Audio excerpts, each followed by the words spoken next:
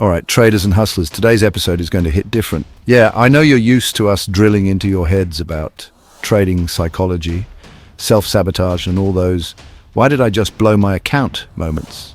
But today, we're taking a sharp detour away from your P&L and into something even crazier: government asset seizures. Yep, we're stepping out of the mind games and into the world's biggest heist stories.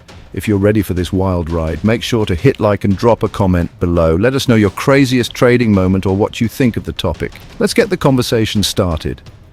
You thought losing a few pips was bad. Try losing your entire farm, all your gold, or basically everything you own because some government decided it was necessary. Imagine Stalin, Mao, Hitler, and even good old FDR making your margin calls look like child's play. We're diving headfirst into history's wildest confiscations, where people didn't just lose money, they lost everything. And I've got to give a big shout out to Brent Johnson, whose research on this is the gold mine we're mining from today.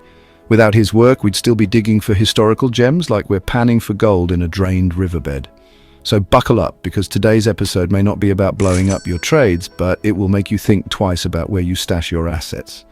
Let's get into it, because what you're about to hear will make even the worst trading day seem like a walk in the park. If you're digging the content so far, don't forget to hit subscribe and turn on notifications. You don't want to miss any of our hard-hitting episodes. Let's kick off with Uncle Joe, also known as Joseph Stalin, who, instead of building the world's creepiest theme park, decided to collectivize farms. Ever heard of dekulakization? It's basically a fancy word for, if you own anything, it's ours now. Stalin went full Game of Thrones on the wealthier peasants, the kulaks. If you owned a bit more grain, or, I don't know, a cow, congrats, comrade, you just made the list of class enemies. So farms were seized, grain was confiscated, and families were sent on what I can only describe as a very involuntary vacation to Siberia. And before you say, that's so last century, remember this: mass expropriations still happen. Stalin just did it with extra flair and, well, gulags. Now, China didn't want to miss out on the fun. Fast forward to the 1960s and Mao Zedong decides to play let's ruin everyone's life with the Cultural Revolution. The Red Guards? More like Red Army Yard sale. No stone unturned, no home unchecked. Got a nice painting? Burn it.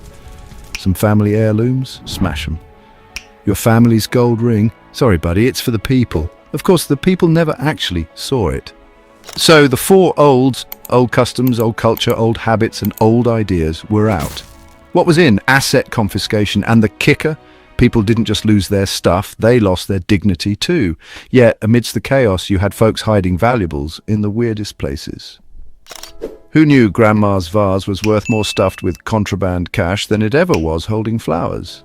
And then there were the Nazis, who, in classic "I'll take that, thanks" fashion, seized Jewish assets in broad daylight and called it Aryanization. We're talking homes, businesses, paintings, life savings, gone. Poof.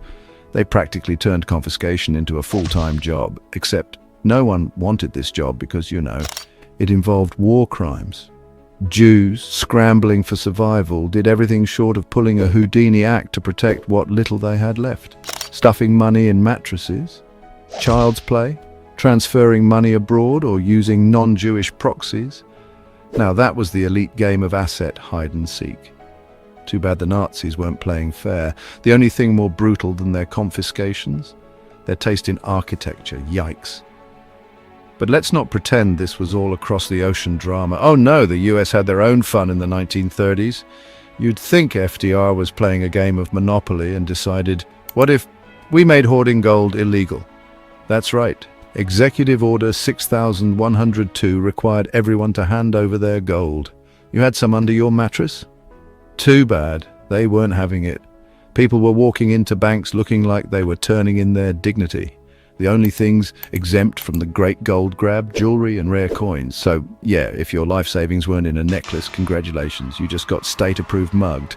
Gold Reserve Act of 1934, let's just say it made things official. The government was your new gold collector, and you weren't invited to the party. Here's the kicker, folks. Whether it's farms, cultural relics, or gold bars, governments have a habit of taking what's not theirs in the name of the greater good. They've done it for decades, and guess what? They'll probably do it again, just with better PR next time. The lesson here: hide your kids, hide your wife, and definitely hide your assets, because history doesn't just repeat, it upgrades its game. In the grand game of finders keepers, the government always plays the long con. So what's the solution? Move to Mars? Learn from history, folks, because when Big Brother wants your stuff, there's only one thing for sure. They'll take it and they'll smile while doing it. Till next time, keep your eyes on your wallet and your assets. Well, maybe don't keep them in plain sight. This has been Alex from Edge-Forex signing out.